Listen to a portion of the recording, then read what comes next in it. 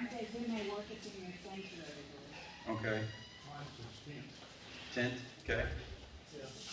In Amplified, he says, Lord, who shall dwell temporarily in your tabernacle? Yeah. In Amplified, right? So this abide, the word would actually translate sojourn. So in Eastern culture, if you were a guest in someone's house, what did that afford you? Everything. So, as a sojourner, was I to be protected by the homeowner? Was I given the best room in the house? Was I given the best bed? So many times we have guests over and they get the guest room? Sleep in the kids' room. They would actually get your bed.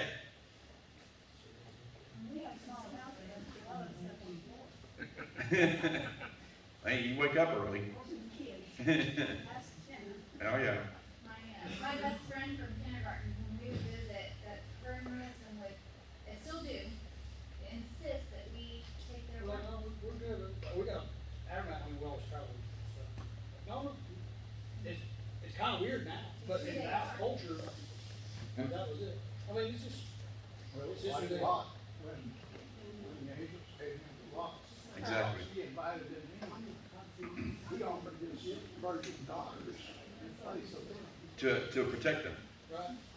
And so in Middle Eastern culture, that was an extremely, if you were a guest in someone's home, and this is one reason why when we see later on, like Psalm 23, he says, you prepare a table in the presence of my enemies. We think about the table of food.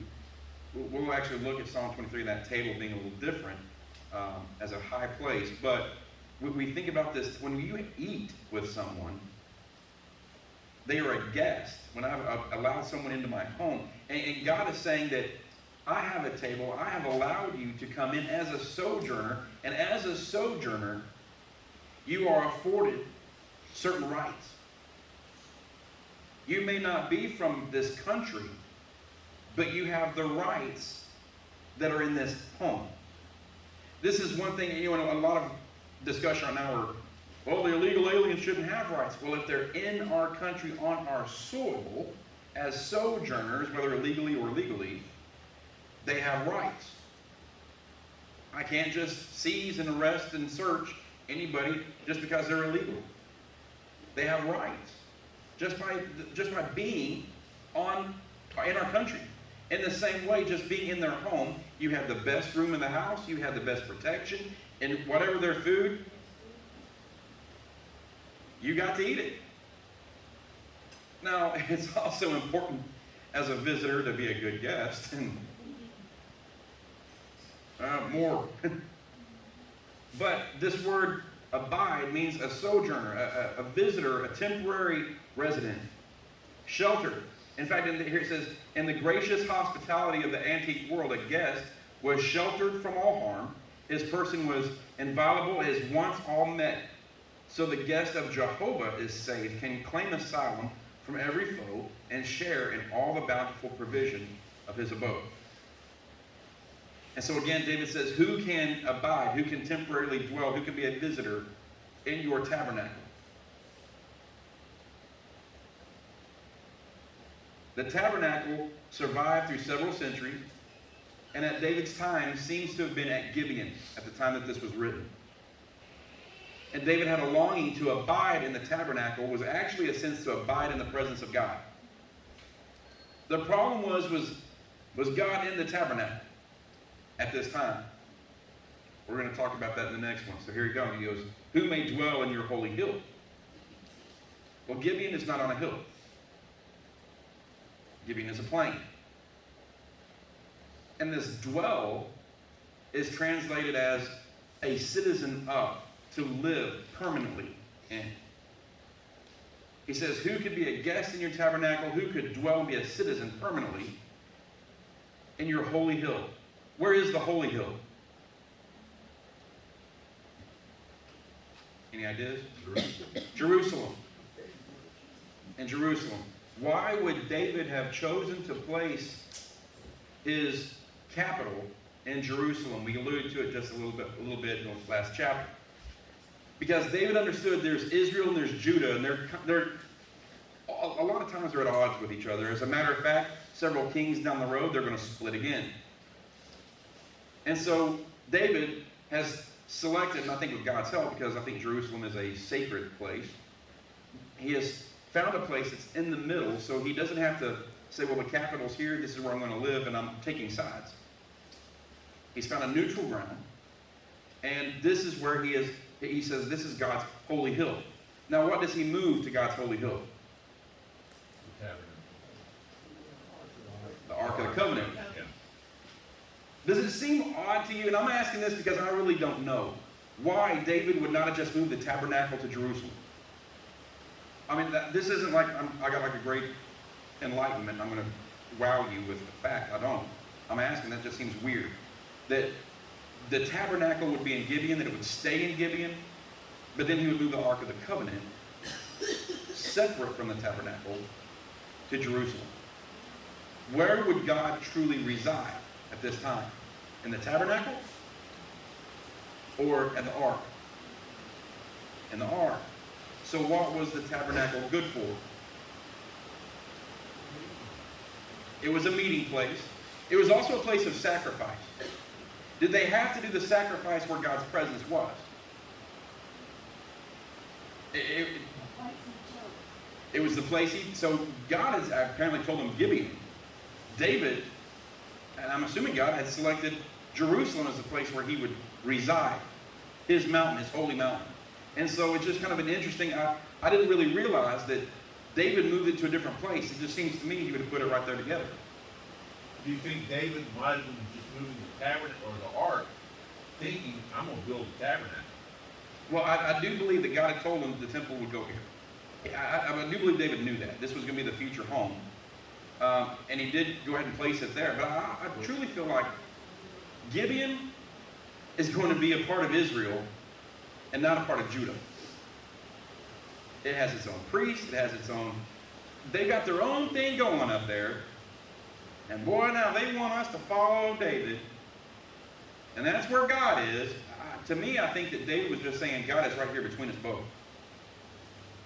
Now again, I think that would have just been easier to say, let's move the tabernacle to Jerusalem. But I will tell you this, if God selects the place where the tabernacle was supposed to go, I think David may have been a little gun shy of just packing up the tabernacle and moving it, especially after what happened bringing the ark back. I'm just going to leave it right there until you tell me otherwise. I ain't touching it. That's just my personal thought. But he says, who is allowed to be a guest in God's home? Who is allowed to be a citizen of his holy hill of Jerusalem? And we know that Jerusalem is a legitimate, actual place. Many people in here have been there. But there is also the heavenly Jerusalem, this new Jerusalem. And so who can live there, not as a guest, but as a permanent resident? Well, if you've accepted Christ as your Savior, guess what? You're a citizen. Even now, you're a citizen. You're just a citizen that hasn't made a home yet. David answers his own question on who's allowed to be a guest or a permanent citizen. He says, the one who walks uprightly and works righteousness and speaks the truth in his heart. He who does not backbite with his tongue, nor does evil to his neighbor, nor does he take up a reproach against his friend. Have you noticed how that for David in this time, in this Old Testament, this Old Covenant, is it performance-based or faith-based? Performance. In other words, when you walk uprightly and you behave in a righteous manner, then you are allowed to be a guest or a citizen of God. But what does the new contract say? It says what? Works-based or faith-based? Faith-based. So, I can just believe and don't have to walk uprightly. Then what happens then? Goes back to James 4:17. He that knows what is good and does not do it, that is a sin. Well, but not walk upright. You know that's good. You didn't do it. That's a sin. this is where I think, and honestly, I think this is an argument that a lot of people in here have had with non-believers, is that I've done too many bad things. We just had this conversation with a family member on Facebook just the other day, is I've done too many bad things. I can't be saved. I can't be forgiven because, and it was all works-based. And people want to get themselves cleaned up before they decide to come to God. Well, I can't go to church because I'm dealing with these addictions and I'm dealing with... Join the club and just come anyway. We're all struggling. None of us have made it and are perfect and right. I mean, we are all doing battle every day. And I'd love to say that my battle is with Satan, but just like our sermon today, the holes that are in my cup are usually put there by me if I have to get down to it. But people feel like I've got to get everything in line. And what happens is God says, when you have faith and you believe in me, then the fruits are an automatic, no questions asked, they just happen. You don't feel comfortable being in the same place as you used to be. You don't feel comfortable talking the way you used to. You don't feel comfortable drinking what you used to. It don't taste right. It don't feel right. Something's not. We've said before, have you ever been somewhere where you realize it's not that there's a lot of sin going on, but you just get that, I gotta go. Time to go. Where's the clock at? I gotta punch out. That's the Spirit. When we have a relationship with God, God speaks to us and He moves. And have you ever been somewhere and then you realize that's why I had to leave? I didn't know it at the time. Thankfully, I left. Oh yeah. Especially at police gatherings. It's time to go.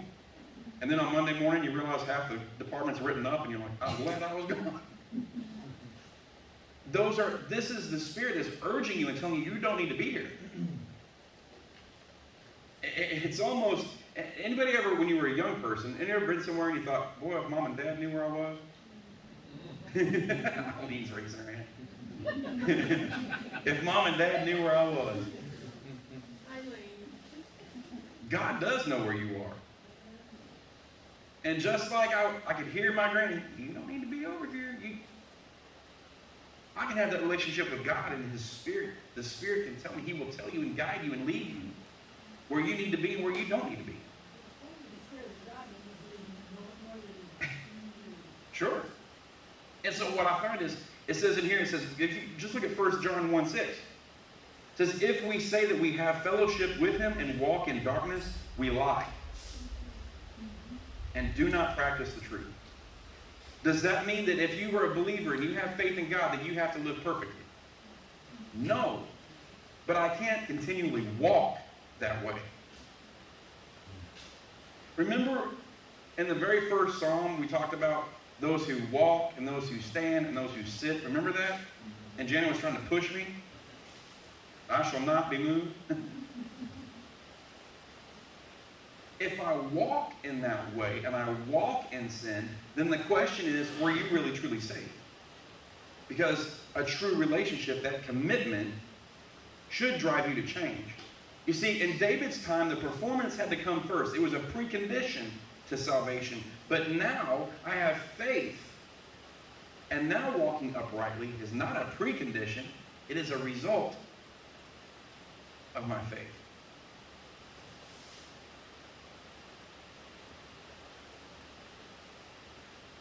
The person who abides and dwells with God speaks the truth in his heart. He does not backbite with his tongue.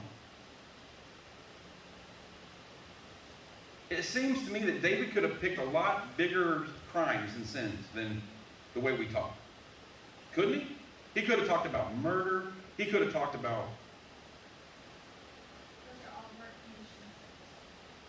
conditions. He's interested in what you speak. Because out of your mouth, the heart speaks. In fact, right here, and we've said it before, he says, I think more damage has been done to the church and its work by gossip, criticism, and slander than by any other single sin. Would you agree with that? Yes. People quit coming to church, they give up on God, they give up on God's people. Because somebody hurt their feelings. Somebody said something they shouldn't have said. Somebody talked and I heard it.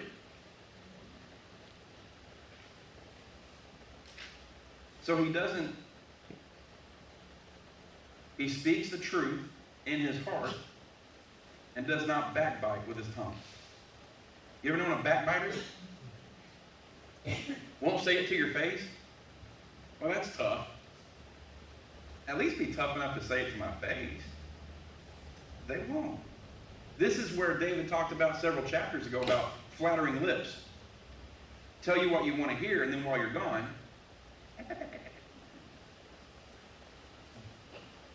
you ever thought you were a porcupine from all the knives sticking out of your back? No. David did too.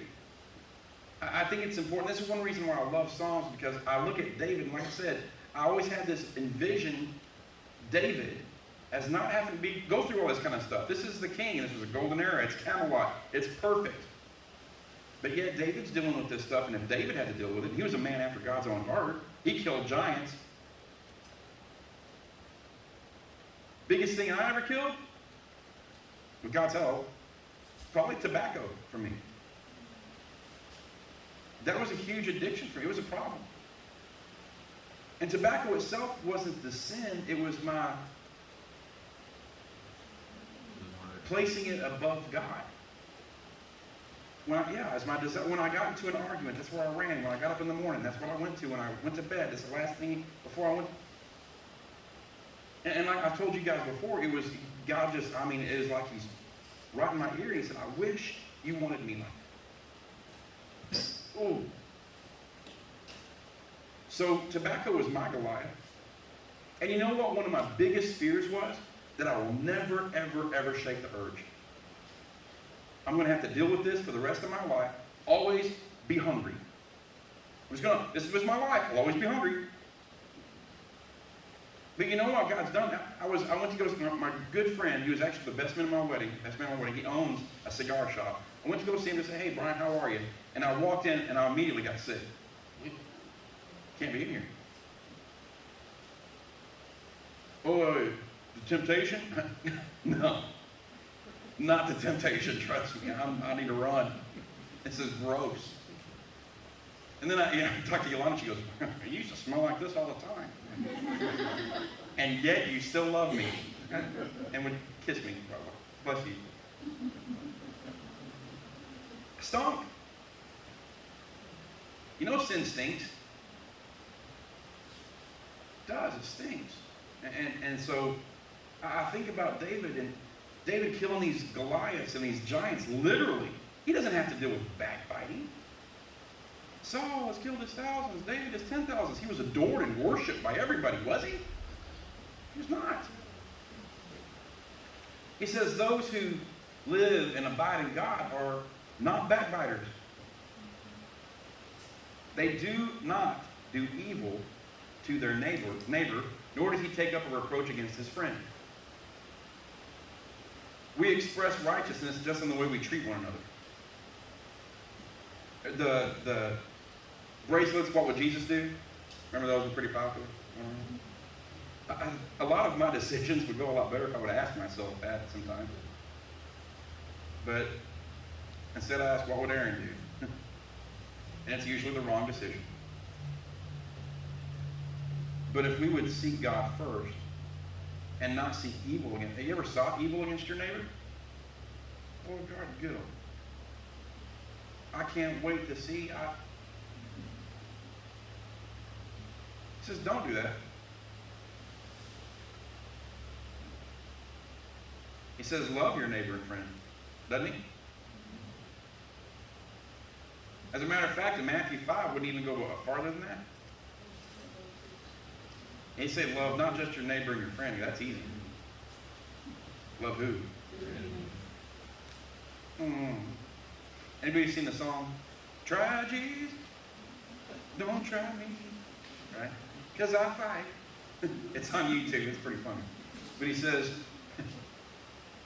the verse about turning the other cheek, he says, that just don't sit well with me. You ever had a verse that didn't sit well with you? The Bible's full of them. They offend me all the time. But it's to push me to be a better person. To be less of me and more of him. He says, in whose eyes a vile person is despised, but he honors those who fear the Lord.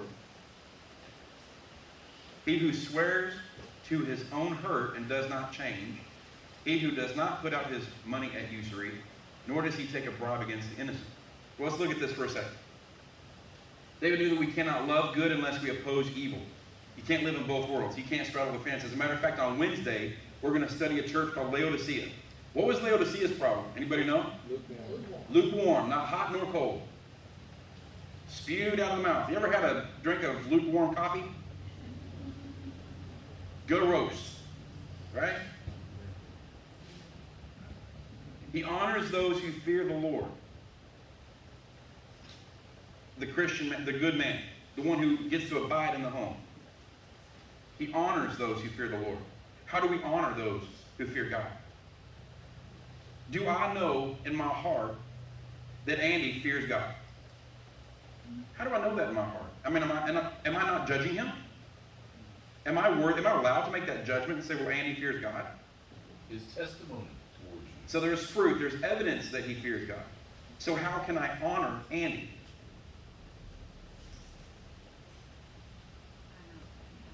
By not backbiting him, one. So then there's I honor him by not doing sinful things. But can I also honor him by praying for him and encouraging him and being with him and spending time together? And yes, so that the person that gets to live and abide with God is a person who honors those who fear the Lord.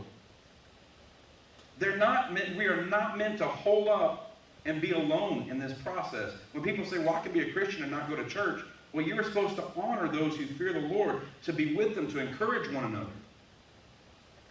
You should be in a church. Be unified. One accord.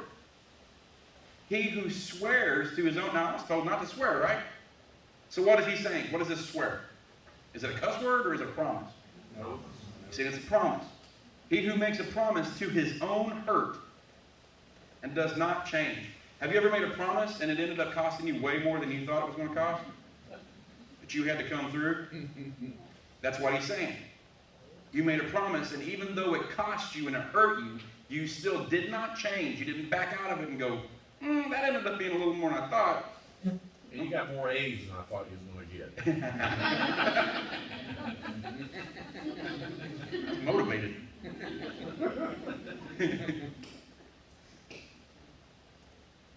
Anybody ever done someone's going to do like the bike-a-thon or something? Well, I'll give you 50 cents a mile. And the kid rides like 50 miles. I wasn't expecting that. In other words, when they make a promise, the Christian, when they make a promise, they keep it. And I think we live in a world that promises are broken all the time.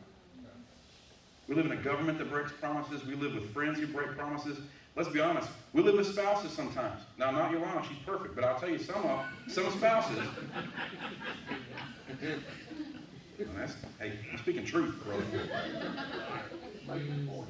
Yeah, I'm making points.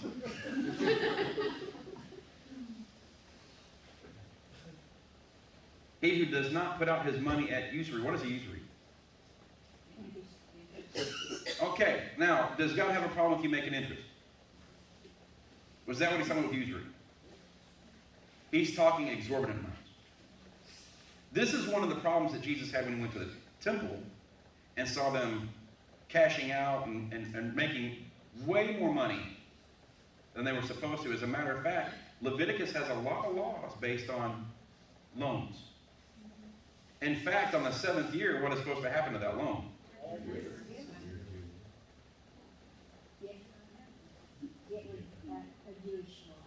Right. Right. Now they can charge interest. They can charge interest to the others, yeah. But they can still charge interest against another Hebrew, but at the same time, they were not allowed to go exorbitant. Now, have you ever seen in our own country rates that were way higher than they were supposed to be? Well, you look right now, people are refinancing homes left and right. Why? Because the interest rate's so low.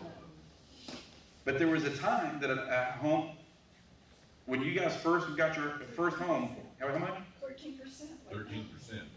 13%. And that was the norm. Yeah, that was the That's best. good credit. That's the best we could get. And we're at 2.25. 2, less than 3. We were tickled to death when we got a 4.5. Yeah, they're down around 2 right now. Finding again.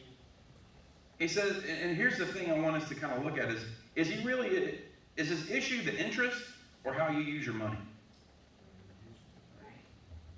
I think it's how you use and treat people, but it's also how you use and treat your money. I think he was also talking specifically who they were taking the money from, the folks that couldn't afford it, just like you go Sure. to, any college town or military base, you're gonna have used car lots everywhere, and they'll sell them a brand, not a brand new, they'll sell them an old piece of junk at 26% interest, because they know they can't. They've got them away from their families, so they're isolated, and they're not educated enough to be smart about what they're doing, so people are taking advantage of it. Well, And that's what the money changers were doing. They were taking advantage of people that had traveled to the temple. They didn't have a choice. They couldn't bring anything with them, so they were taking advantage of the least of these in that matter, and when you look back at even like Great Depression era, what was happening was they were finding desperate people who had no option but to take out the loan at whatever interest rate you're willing to pay. I'm not even willing to pay it, but I can't survive without it. And they're taking advantage of the desperate and the poor. It's not the interest that's the problem.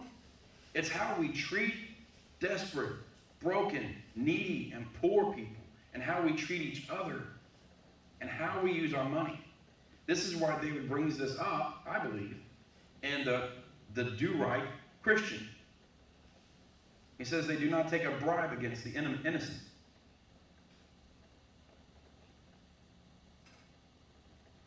He who does these things shall never be moved. So going back to the first song, remember the walk in the way, stand in the way, sit? He says you need to do these things. Now it seems to me like, well, you missed a whole lot here. You didn't even once mention murder, you didn't mention, but he kind of covered it all. The way you treat others, the way you treat your fellow man, the way you treat friends, the way you treat your neighbors, the way you use your money, the way you speak. That person is allowed to abide and live with God. I'm so thankful, though, that we're not looking at an Old Testament time now, where it was a precondition. I had to live this way before I could be found acceptable. That God has given us a way to just be faithful. And then this is just the result of that faithfulness. So one of the things that I would say is when you look at these things, have you always met up to every one of them? You've never backbid against anybody. You walked rightly. You worked righteousness.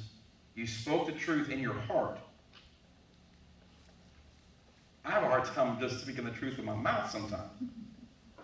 In my heart, well, nobody knows what's going on in my heart. God does. In fact, he said, my ways are so superior to yours that to hate someone is murder. I don't hate them, but I sure dislike them. Well, what is that, assault? Battery?